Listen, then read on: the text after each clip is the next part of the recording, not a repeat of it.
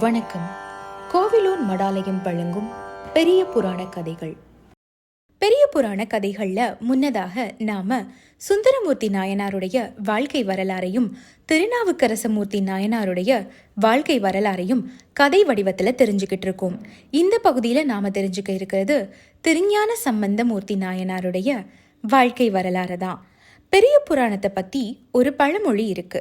அது என்னன்னா, பிள்ளை பாதி புராணம் பாதிங்கிறது தான். ஏன்னா சேக்கிழார் எழுதிய பெரிய புராணத்துல 1256 செய்யுள்கள் திருஞான சம்பந்தர் பற்றினது தான். அந்த 1256 செய்யுள்கள்ல இருக்கிற 5000 வரிகளால கூட திருஞான சம்பந்தருடைய தெய்வீகத்தையும் அவர் சைவத்துக்கு செய்த தொண்டுகளையும் விவரித்து கூற இயலாது. அந்த அளவுக்கு அளப்பரிய அற்புதங்களையும் அளப்பரிய சேவைகளையும் செய்திருக்காரு திருஞான சம்பந்தர். திருஞான சம்பந்தமூர்த்தி நாயனார சைவ பெரியவர்கள் எல்லாம் ஒரு குழந்தை அதிசயம்னே சொல்லுறாங்க.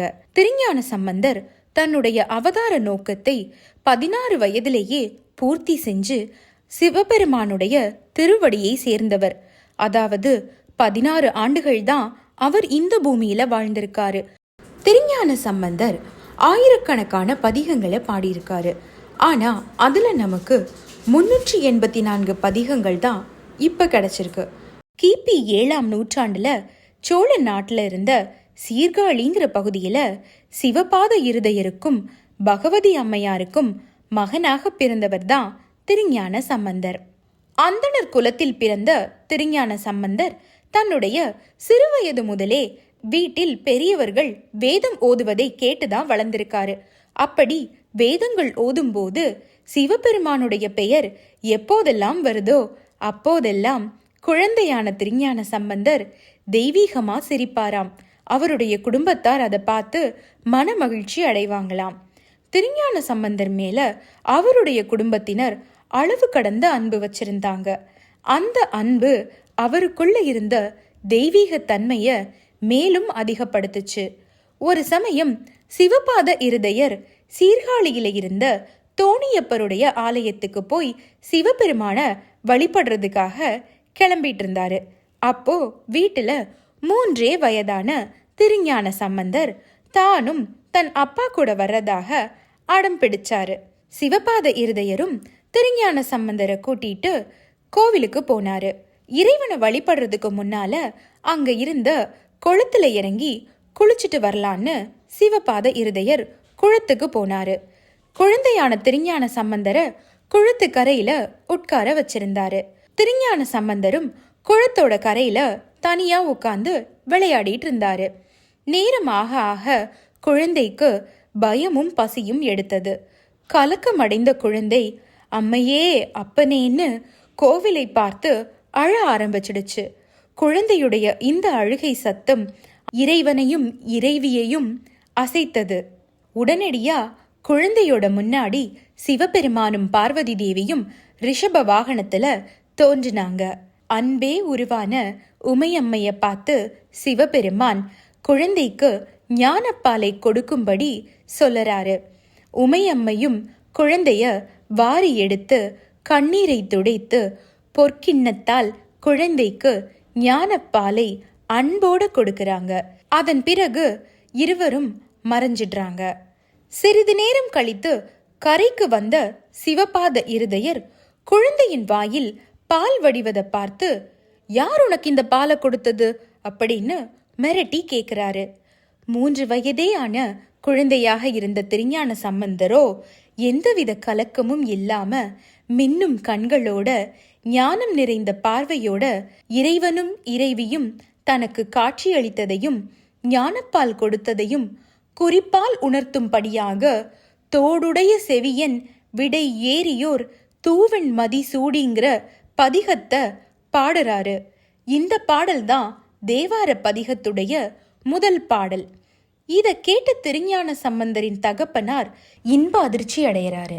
அங்க சுற்றி இருந்த பல பண்டிதர்களும் திருஞான சம்பந்தர் பாடிய இந்த பாடலை கேட்டு, ஒரு 3 வயதான குழந்தை இவ்வளவு சிறப்பான பாடல்களை பாடுதுன்னா அது இறைவன் தந்த ஞானத்தால மட்டும்தான்னு மெய் சிலிர்த்து போறாங்க.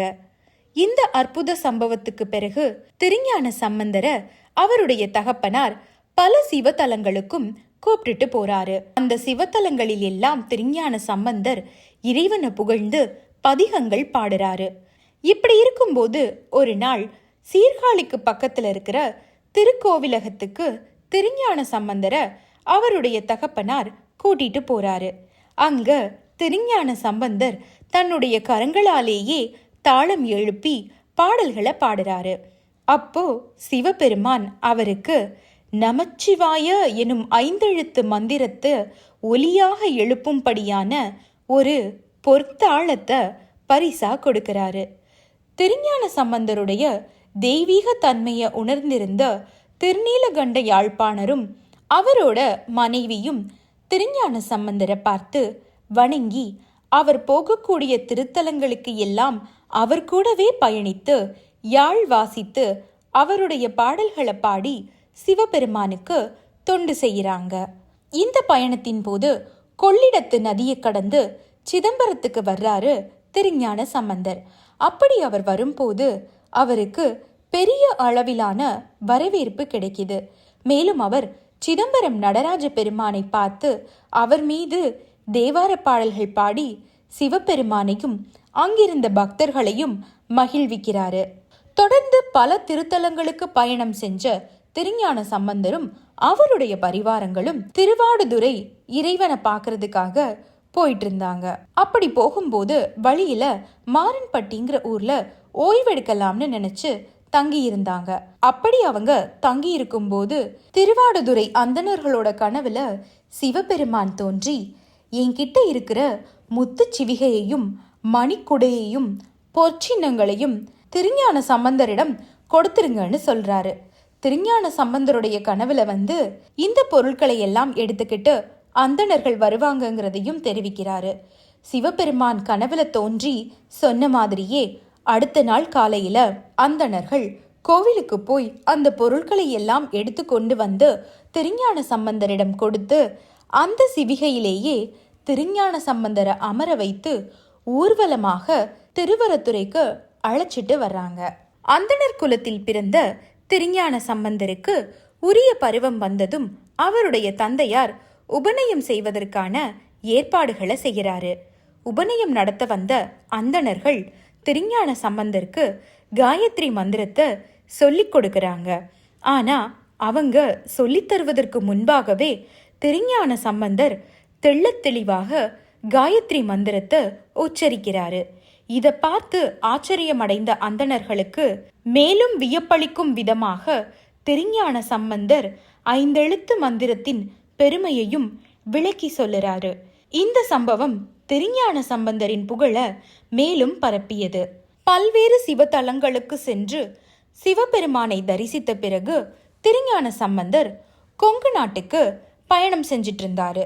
அப்படி போகும்போது வழியில செங்குன்றம்ங்கிற தலத்துக்கு வர்றாரு. அந்த சமயத்துல அங்க ஒரு கொடுமையான தொற்று நோய் பரவிக்கிட்டு இருந்தது. அந்த கொடுமையான தொற்று நோய் திருஞான சம்பந்தருடைய அடியார்களையும் பாதிக்க ஆரம்பிச்சது. அந்த தருணத்துல திருஞான சம்பந்தர் சிவபெருமானை வணங்கி இந்த நோயை நீக்குமாறு பதிகம் பாடுறாரு. அவருடைய வேண்டுதலை ஏற்றுக்கிட்ட சிவபெருமானும் அங்கிருந்த அந்த தொற்று நோயை முழுவதுமாக நீக்கிறாரு. அதன் பிறகு திருவலஞ்சுழிங்கிற பகுதிக்கு திருஞான சம்பந்தர் தன்னுடைய அடியார்களோட பயணப்படுறாரு. அப்போ அந்த பகுதியில வெயிலோட தாக்கம் ரொம்ப அதிகமா இருந்தது.